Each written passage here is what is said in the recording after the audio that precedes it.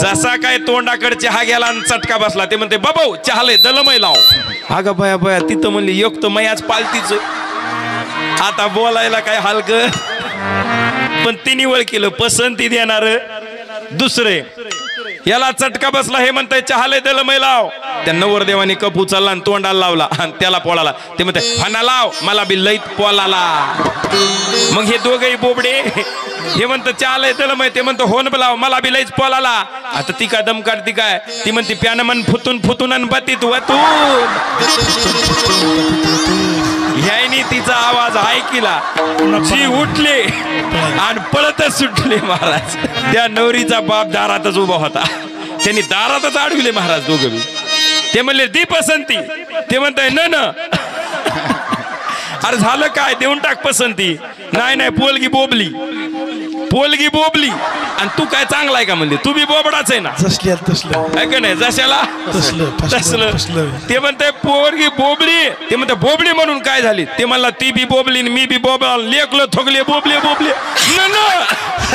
जी पळालं महाराज. पुन्हा वापस आलं. ते म्हणते मुलगी गोरी आहे पास.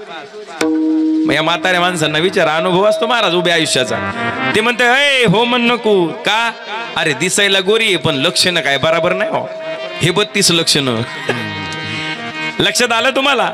तुकोबर आहे म्हणतात ही 32 लक्षणाने सुंदर असणारी स्त्री सुद्धा नाक नाही तेने वाया गेली. नाक जर नसलं तर आयुष्य वाया जातं. सांगायचं तात्पर्य इतका सुंदर देह आहे एक उणी वाचली तर ती झाकत नाही. माझ्या राजांच्या अखंड जीवनामध्ये एकही उणीव शोधून सापडत नाही महाराज. म्हणून जगावेगळे राजे शिवछत्रपती माझे. तलवारीच्या धारेवर या महाराष्ट्राची निर्मिती केली महाराज.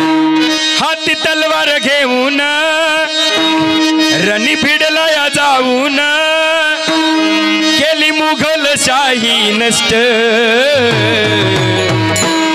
माझ्या राजाने घेतलेत कष्ट म्हणून घडला या महाराज. माझ्या राजाने घेतलेत कष्ट म्हणून घडला या महाराज. माझ्या राजाने घेतले कष्ट म्हणून घडला या महाराज. माझ्या राजाने घेतले कष्ट म्हणून घडला या महाराज. माझ्या शिवभावानी राजा आजवर नव्हता पाहिला. मावळ्याच्या साथीत काढला या मातीत मुघलशाहीला. मावळ्याच्या साथीत काढलाय मातीत मुघलशाहीला. मावळ्याच्या साथीत काढलाय मातीत मुघलशाहीला. शूरवीर तो निर्भीड नाही झुकला कुणा पुढं. शूरवीर तो निर्भीड नाही झुकला कुणा पुढं. त्याचे विचार सर्वश्रेष्ठ. माझ्या राजाने घेतलेत कष्ट म्हणून घडला या महाराज. माझ्या राजाने घेतलेत कष्ट म्हणून घडला या महाराज. माझ्या राजाने घेतलेत कष्ट म्हणून घडला या महाराज.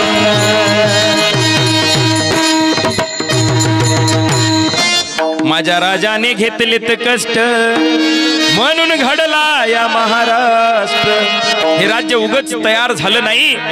अनेक मावळ्यांनी स्वतःच्या प्राणाची बाजी लावली. आणि तेव्हा बाजीप्रभू देशपांडे मुरारबाजी तानाजी मालुसरे येसाजी कंक प्रतापराव गुजर इतक्या मावळ्यांनी आपल्या प्राणाची बाजी लावली आणि हे हिंदवी स्वराज्य निर्माण केलं. सहज झालं नाही. माझ्या राजाने तलवारीच्या धारेवर हे स्वराज्य निर्माण केलं. एक दुश्मन नव्हता महाराज. 5 पातशाया या स्वराज्यावरती नजर रोखून होत्या. पण राजांकडे बी हिम्मत होती. आणि नुसती हिम्मतच नव्हती तर तलवार होती महाराज. कोणती तलवार होती. भवानी तलवार होती. पडली भवानी जेव्हा म्यानाच्या बाहेरी. रणात फिरली ना ती कधीच माघारी.